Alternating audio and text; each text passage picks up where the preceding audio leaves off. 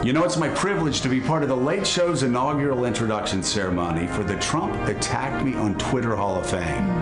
Now, I'm deeply honored to enshrine the first ever inductee into that not-so-exclusive club. Ladies and gentlemen, Mika Brzezinski. Now, Mika was both a likely and unlikely target of Donald Trump's cyberbullying. Likely because she's a female journalist who speaks her mind. Unlikely because her last name was far too difficult for him to spell.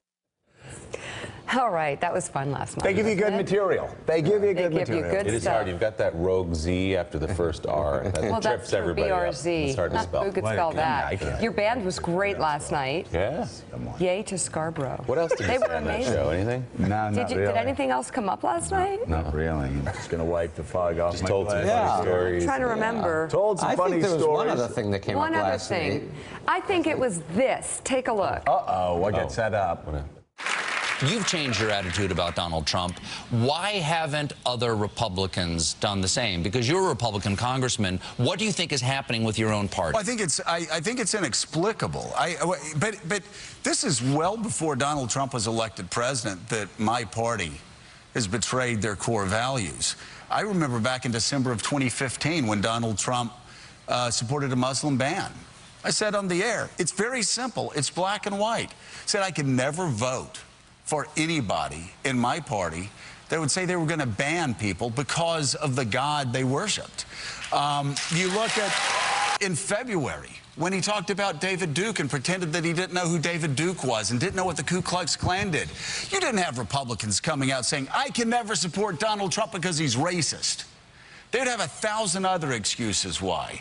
But they always overlook that. Judge Curiel, when he called a guy from Indiana, he attacked him, said he can never be fair because he's Hispanic. Republicans didn't come out and say, I can never vote for Donald Trump because he's a racist. Time and time and time again, they turned the other way. And they're doing the same thing now. And it's actually disgusting. And you have to ask yourself, what exactly is the Republican Party willing to do? How far are they willing to go? How much of this country and our values are they willing to sell out? But aren't you a Republican? I am a Republican, but I'm not going to be a Republican anymore. I've got to become an independent. And Just that. Nothing more.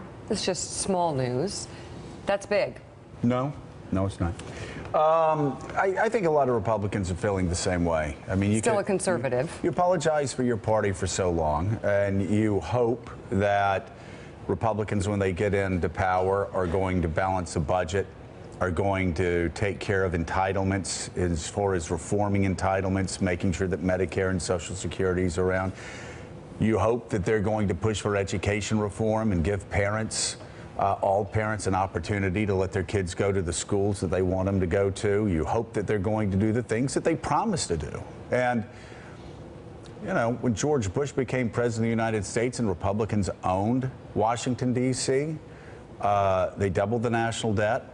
$155 billion surplus became $1 trillion deficit. They engaged in Wilsonian foreign policy, and they promised when they got in power again that things would change. It hasn't changed. And now a $20 trillion debt is going to become a $30 trillion debt. They can't pass tax reform to make us more competitive. They can't do anything, and they're kowtowing to somebody who inexplicably shows them no loyalty whatsoever. I don't know how people continue to be supportive of this president or this party until they return to first principles. Julie Pace, what are you looking at today? Well, I think pivoting off of what Joe said there, I mean, look at Capitol Hill. You have lawmakers up there, Republican lawmakers, who are desperate to try to get something done on health care, bumping up against Republican lawmakers who don't really like this bill and think this actually would be more damaging to the party long term than to simply be able to point to a success on a long-term promise that they've made. But they are doing this all against the backdrop of their relationship with President Trump. And privately, it is a relationship that is tense, that is weakening by the day.